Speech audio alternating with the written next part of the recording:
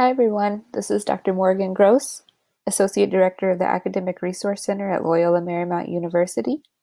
And today I'm introducing a webinar series that focuses on using source information in your writing.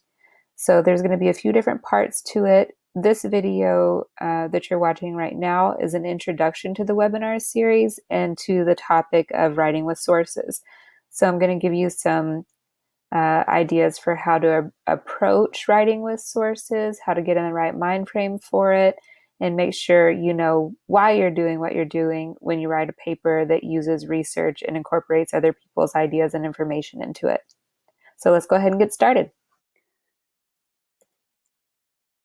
The first thing I want to do is acknowledge that writing is very hard, and incorporating other people's writing into your own writing, that's extra hard. So even though it's hard and it's a pain and it's tricky and there's no exact way to do it, you should know it's also an important thing to do at times. Because using the ideas of other people and crediting those people can lend you some credibility as a writer as well, can make your ideas more trustworthy. So that's just one of the reasons why it is important to figure out how to write well with other people's ideas and information, to make sure that you're doing the best writing you can do, especially in higher education and academic writing. That's where it really counts and where people expect it of you. A little bit more about academic writing. Typically, the writing that you do in college or university, it's going to be research-based and argumentative. So your professors will expect you to have a thesis statement that makes some kind of argumentative claim and then develops with body paragraphs that support that claim with evidence. And a lot of that evidence they'll also expect to be based in probably scholarly research. So finding those secondary sources that are related to your topic, it can help you make the case that you want to make in a really credible kind of way. So in other words, your paper should demonstrate that you know about your research topic and can speak credibly on it. So you need to know what other people are already saying about it. You need to know what the conversation about that research topic is in the scholarship. And then from knowing what other people are saying about it, be able to figure out what you want to say about it, and then defend what you want to say about it in a reasonable and logical way. I also recommend that you think about academic argument in an ethical way. And by that, I mean, sometimes we think about argument as winning at all cost. You're always right, and anyone who thinks differently is wrong, and the end.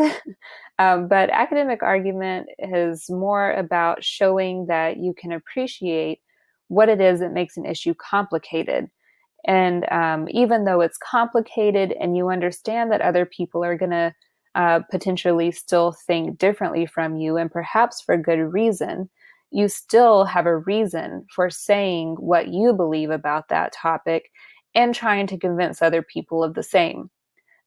So you have a perspective, you have a stance, it's well reasoned, and you want to convince others of that idea, but you know it's messy, it's tricky, and maybe what you think about it isn't always the right thing to do or believe.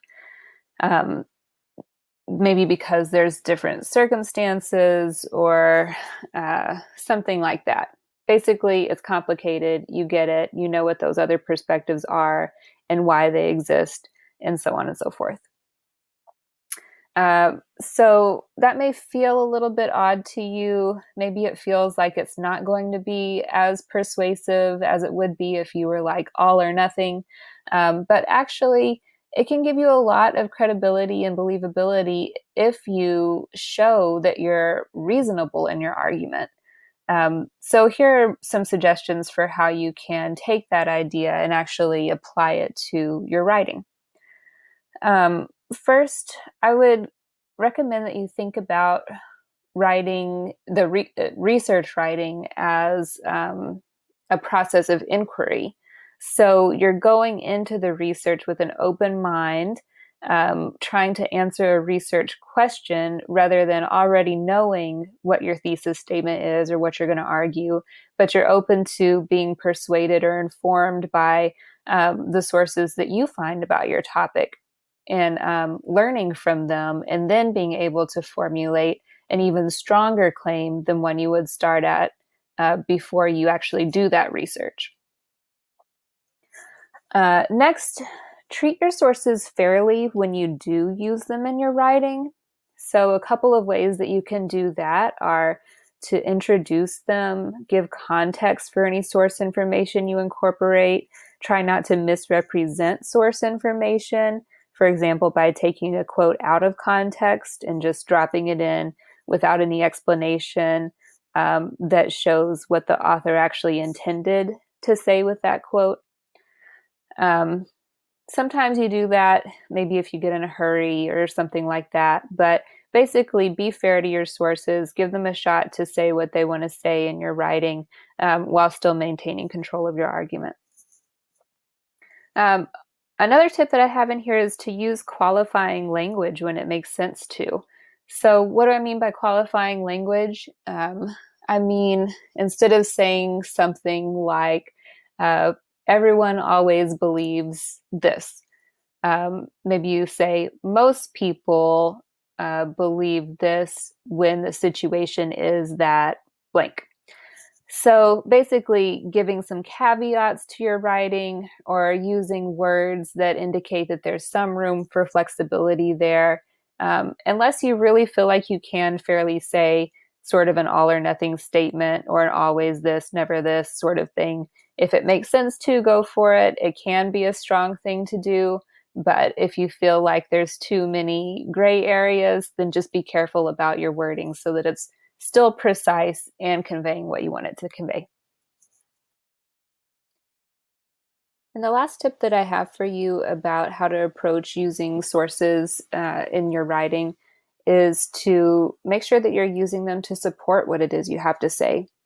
So don't let them do all the work for you, basically. Good sources, they can support the argument that you want to make, and they can support your credibility as a writer. So first, find sources that help you build the pieces of the puzzle that is your argument. What are the different ideas that you need to be bringing in, and how can you order them in a way that makes sense and is going to be clear to your readers? So when you pull ideas from the sources that you found, do it intentionally. What information do you need to include? Why? How does it help you convey or support the argument that you're making in that paper? And where should you place it so that your readers can easily follow along with your line of thought? Don't just trust that they're in your head and get what you mean. Really kind of spell it out for them with your transition statements, your explanation and analysis, your introductions to quotes, all of those good bits that help you connect dot to dot throughout your paper.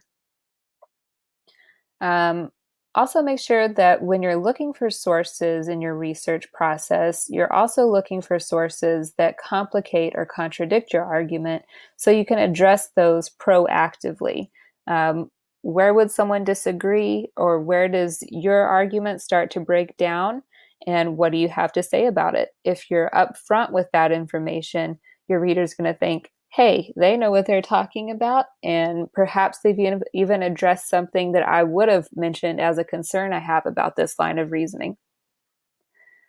Above all, make sure that you're in control of the development of your paper. Don't just drop in a bunch of source information without explaining why you're doing it or what it means. Be the boss of that writing, be the boss of the sources, put them to work for you. In the next few videos we have in this webinar series, I'm going to talk about common types of evidence, the difference between analysis and synthesis, so what to do with the source information when you found it, how to start thinking about putting it into your paper, and then also strategies for integrating source information. By that I mean things like summarizing, paraphrasing, and quoting. And I also, of course, have to mention the Writing Center at Loyola Marymount University. We are here for you. We have online appointments with writing tutors now. So here's how you can make an appointment if you do want to talk to a tutor about your paper and how you're going to use sources in that paper. You just sign into MyLMU, click the Academics tab, and then click the Writing and Course Tutoring link. And that's going to bring you to our schedule where you can see our availability and make an appointment with a writing tutor. Thank you.